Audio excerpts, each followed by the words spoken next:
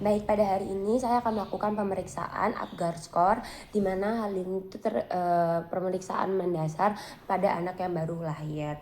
Baik, di sini saya akan melakukan cuci tangan 6 langkah terlebih dahulu menggunakan air dan sabun mengalir, kemudian kemudian mengeringkannya menggunakan tisu. Baik, bayi yang baru lahir diletakkan di atas meja tempat pemeriksaan seperti ini. Lalu kita lihat pada bagian appearance atau warna kulitnya.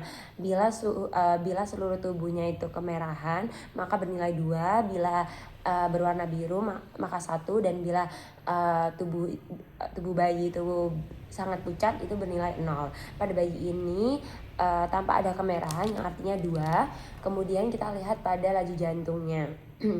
Untuk 0 itu tidak ada, 1 itu lebih kurang dari 100 kali per menit, lalu untuk 2 itu lebih dari 100 kali per menit pada bayi yang terlihat bugar. Kita lihat laju jantungnya. Baik, pada anak ini laju jantungnya itu 120 kali per menit. Kemudian kita lihat pada bagian refleksnya. Untuk melihat refleksnya, kita beri rangsangan dengan menepuk pelan pada bayi seperti ini. Apabila ada gerakan melawan seperti mendorong, maka itu nilainya 2. Namun bila tidak ada gerakan tuh 0, dan bila ada gerakan namun sedikit itu 1. Pada bayi ini tuh 2. Kemudian kita lihat pada activity bagian tonus ototnya, dimana kita melihat dari nilai aktivitas tonus otot dengan melihat gerakan pada bayinya. Bila lumpuh itu 0, kemudian bila bergerak namun sedikit itu 1, dan apabila gerakannya aktif itu 2. Kemudian kita lihat pada usaha nafas pada bayi ini, kita lihat pada tangisan bayinya, apakah ada atau tidak. Jika tidak ada maka 0, tapi jika ada namun lambat itu 1, tapi kalau misalkan menangisnya itu kuat 2. Selanjutnya kita melihat pada perjumlahan skor yang sudah kita dapatkan. Apabila bayi itu tidak afiksia, maka nilainya itu harusnya lebih dari 7. Afiksia ringan itu 4-6, sedangkan afiksia berat itu kurang dari 3. Pada bayi ini hasilnya adalah 10, yaitu lebih dari 7, yang artinya itu tidak afiksia, artinya bayi ini sehat dan bugar. Selanjutnya kita lihat pada pemeriksaan bayi baru lahir, di mana kita cuci tangan 6 langkah, kemudian menggunakan sarung tangan, kemudian kita agar menjaga suhu bayi itu tetap dalam kondisi yang sehat, kita gunakan lampu sorot kurang lebih jaraknya itu 60 cm di atas bayi, dan itu kita atur suhu ruangnya. Jadi tidak boleh dingin lebih dari 25 derajat, dan kalau bisa AC atau kipasnya itu kita matikan, dan kita harus keringkan bayi itu secepatnya sehingga tidak terjadi hipotermi pada bayi dan tanpa menghilangkan vernixnya. Kemudian kita letakkan dalam kondisi terlentang seperti ini, kepala sedikit lebih rendah untuk membersihkan mulut, faring, dan hidung dari cairan mukus, darah, atau debris amnion. Kemudian kita lihat kondisi pada bayinya. Apakah bayi ini bisa kita lakukan imunisasi menyusui dini? Bila dikhawatirkan adanya gawat nafas, kita harus letakkan pada box penghangat dan lakukan observasi secara ketat. Kemudian kita periksa antropometri dengan meletakkan bayi ini di atas alat penimbangan atau infatometer. Kemudian kita lakukan pengukuran panjang badan, di mana kita letakkan bayi pada posisi yang datar. Kemudian kita menggunakan alat pengukur panjang badan, menggunakan alat pengukur panjang badan dari kepala hingga tumit pada kaki. Normalnya itu 45-54 cm seperti itu. Kemudian kita lakukan pengukuran lingkar kepala menggunakan pita ukur, di mana kita ukur dari atas alis mengelilingi dari belakang kepala yang paling menonjol ini. Kemudian kita lihat berapa hasilnya. Normal itu 33-35 cm. Kemudian kita lakukan pengukuran lingkar dada, di mana kita lewati dari 2 puting susu ini ke belakang. Kemudian kita lihat berapa lingkar dadanya, kemudian normalnya itu 30-38 cm. Kemudian kita lihat pada pemeriksaan tanda vital menggunakan, yang pertama adalah pemeriksaan suhu bayi, di mana suhu bayi itu pada normalnya 36,5 sampai 37,5. Dilakukan pengukuran di bagian aksila dengan menunggu sekitar 5-10 menit. Kemudian kita lihat juga pemantauan denyut jantung bayi dengan mengukur keteraturan denyut jantung bayinya selama 1 menit penuh. Kemudian kita lihat apakah normal atau tidak. Normal itu 120-160 kali per menit. Kita menggunakan stetoskop seperti ini.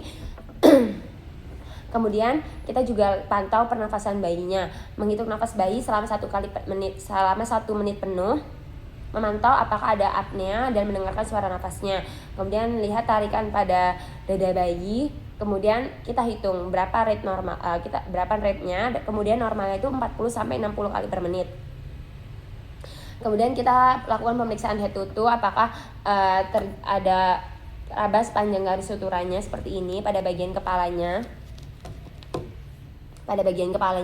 Apakah ukurannya normal, tampilannya normal, apakah fontanel anteriornya juga harus diraba, apakah fontanel yang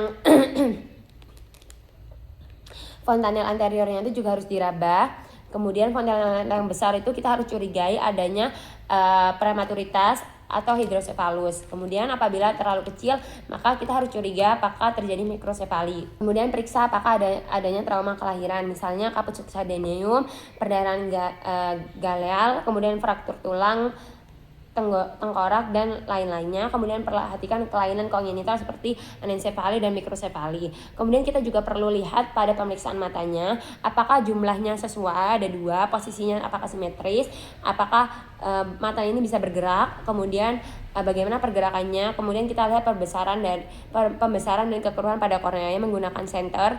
Kemudian kita lihat pada adanya trauma atau tidak, apakah ada trauma atau tidak pada palpebra, atau kemudian apakah ada perdarahan pada konjungtiva atau retina. Kemudian kita lihat juga apakah terdapat sekret pada mata.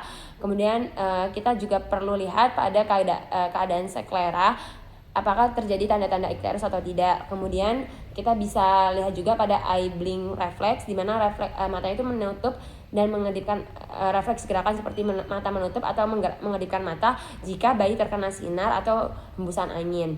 Kemudian kita juga lihat pada bagian telinganya, apakah simetris letaknya, apakah jumlahnya sama. Kemudian kita lihat bentuknya bagaimana, sempurna atau tidak. Kemudian apakah terjadi lengkungannya sama atau tidak. Kemudian kita lihat pada bagian hidung. Pada bagian hidung kita kaji bagian hidungnya itu bentuknya bagaimana, lebarnya seperti apa. Lebarnya harusnya lebih dari 2,5 cm. Kemudian bayi itu bernafas dengan cuping hidung. Kemudian lihat apakah ada sekret mukopurulan atau tidak. Kemudian kita perlu lihat pada bagian bibirnya, bagaimana bentuknya, simetris atau tidak. Kemudian daerah langit-langit mulut bayinya ini. Kemudian kita juga lihat pada ada atau tidak bercak putih pada gusnya maupun palatumnya. Kemudian kita juga pemeriksaan leher bayi biasanya lebih pendek. Bayi biasanya pendek dan harus diperiksa kesimetrisannya. Jadi kita lihat apakah kanan dan kiri ini panjangnya sama, kemudian pergerakannya bagaimana, atau apakah terdapat keterbatasan pergerakan. Jadi kita bisa lihat ke kanan dan ke kirinya. Kemudian kita juga itu untuk mengidentifikasi apakah terdapat trauma pada leher. Kemudian kita lakukan pemeriksaan dada, di mana kita lihat kesimetrisan dada saat bernafas, kemudian polanya sebagaimana, apakah bergerak bersamaan dengan abdomen saat bernafas atau tidak. Kemudian kita periksa bagian bahu, lengan, dan tangan. Kedua lengan harus sama-sama panjang seperti ini, panjangnya juga sama. Kemudian kita cek jumlah jari-jarinya, apakah ada sindrom polidaktilit atau sindaktili. Kemudian kita lihat apakah terjadi abnormalitas seperti abnormalitas kromosom seperti trisomi 21. Kemudian kita juga perlu lihat pada bagian abdomennya, apakah tali pusatnya itu terdapat 2 arteri dan 1 vena. Kemudian kita lihat pergerakan pada abdomennya. Kemudian raba, apakah ada massa abdomen atau tidak. Kemudian selanjutnya kita lihat pada bagian genitalia. Karena ini bayinya perempuan, jadi kita lihat posisi lubang uretranya karena ini bayinya perempuan, jadi kita cukup lihat pada bagian labia mayoranya, seharusnya sudah menutupi labia minoranya. Kemudian kita lihat uretranya terpisah dengan lubang vagina. Kemudian tanpa ada sekret yang berwarna putih atau tidak, atau perdarahan seperti itu. Kemudian kita periksa pada tungkai dan kaki untuk memeriksa apakah simetris, jumlahnya sama. Kemudian hitung jumlah jari-jarinya. Kemudian kita lihat pada bagian spinal atau punggungnya seperti ini, kita telungkupkan. Kemudian kita lihat cari tanda-tanda abnormalitas seperti spina bifida atau pembengkakan atau lesung atau bercak kecil berambut yang menunjukkan ada abnormalitas medula spinalis. Kemudian kita lihat pada bagian anus dan rektum, kemudian kita kembalikan seperti ini, kita angkat seperti ini ya bayinya untuk melihat apakah terjadi kelainan seperti atresia ani atau lain-lainnya. Kemudian kita perlu kaji mekoniumnya apakah sudah keluar pada 24 jam pertama atau sampai 48 jam pertama atau belum. Jika belum, kita perlu cari penyebabnya. Kemudian pemeriksaan kulit, kita lihat pada bagian warnanya, ruamnya seperti apa, pembengkakan dan tanda-tanda infeksi. Kemudian periksa ada bercak atau tidak.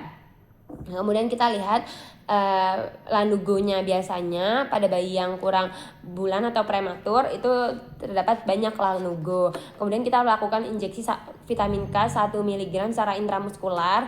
Kemudian kita ambil darah untuk newborn untuk melakukan screening, di mana dilakukan hearing impairment screening, di mana diambil dari ujung tumit seperti ini. Kemudian kita jelaskan pada orang tua hasil pemeriksaan, memberinya konseling. Kemudian kita membereskan alat dan bahan dan melepas sarung tangan dan lakukan cuci tangan 6 langkah. Baik, selanjutnya kita akan melakukan penilaian dari Barrett score, di mana yang pertama kita akan melihat dari maturitas neuromuskularnya. Yang pertama kita lihat dari aspek postur, di mana tonus otot tubuh itu tercermin dalam posisi postur tubuh bayi saat beristirahat. Kemudian kita berikan tahanan seperti ini.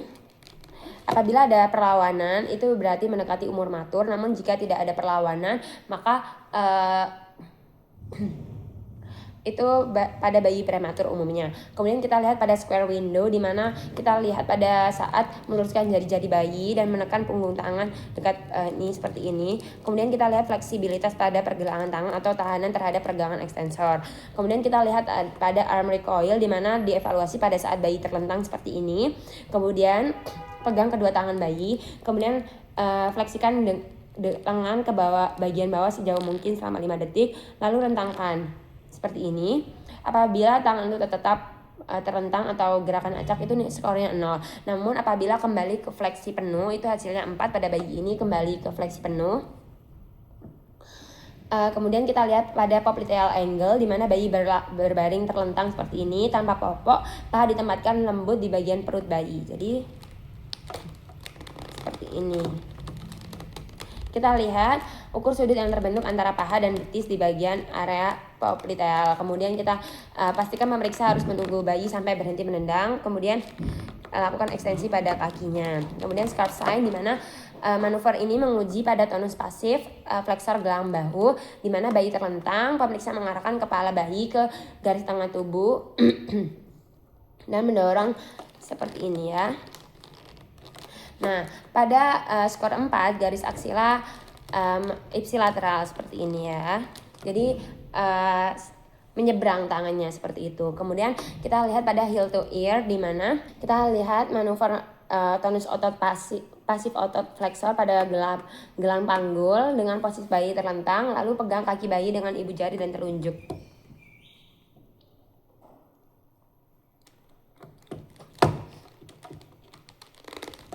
Ini kita kayak gini, dinaikkan. Kemudian kita lihat apakah mendekati telinga itu -1, mendekati hidung itu 0, dagu itu 1, kemudian puting barus itu 2, kemudian daerah pusar itu 3, dan lipatan femoralis itu 4. Maksudnya sudah bisa bengkok gitu loh.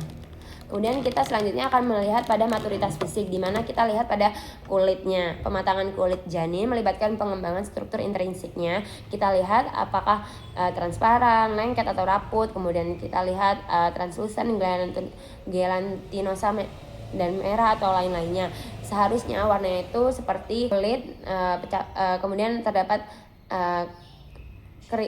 keriputnya sedikit seperti itu. Kemudian kita lihat pada bagian lanugo, rambut halus yang menutupi tubuh fetus, di mana lanugo itu mulai tumbuh pada usia gestasi 24 sampai 25 minggu dan biasanya sangat banyak, terutama di bagian bahu, punggung. Kemudian minggu ke-28 di bagian punggung atas sudah banyak sekali. Pada seharusnya itu pada bayi cukup bulan sebagian besar tanpa rambut atau tanpa disertai dengan logo yang banyak. Kemudian kita lihat pada garis plantar, di mana kita lihat telapak kaki bayi pertama kali muncul di bagian anterior. Kemudian kita lihat garis lipatan seluruh telapak garis lipatan seluruh telapak seperti itu. Apakah sudah ada garis lipatannya atau tidak? Jika sudah ada seluruhnya berarti 4. Kemudian kita lihat pada bagian areola mamae atau payudara, kita lihat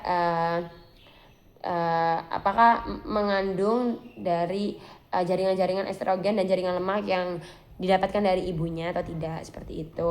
Kemudian kita lihat pada mata dan telinga. Daun telinga pada fetus mengalami penambahan kartilago seiring perkembangan menuju kematur, dimana kita lihat kartilagonya tebal dan kaku ya, tidak lunak. Kemudian lengkungan dari pinanya juga sudah baik. Kemudian kita lihat pada genitalia perempuan dan laki-laki. Kalau perempuan itu umumnya bagusnya lihat pada bagian labia mayornya apakah sudah menutupi klitoris dan labia minora atau belum. Kemudian kita hitung seluruhnya dan kita interpretasikan ke dalam Ballard score seperti itu.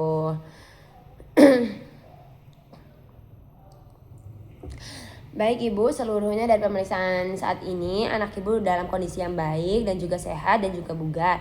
Tidak ada tanda-tanda prematuritas yang bermakna. Anak Ibu lahir dengan cukup bulan. Oleh sebab itu saya akan melakukan pencatatan pada rekam medis, kemudian membereskan alat dan bahan yang sudah tidak dibutuhkan. Kemudian saya akan melakukan cuci tangan 6 langkah dan mari kita kembali ke meja pemeriksaan di awal. Terima kasih.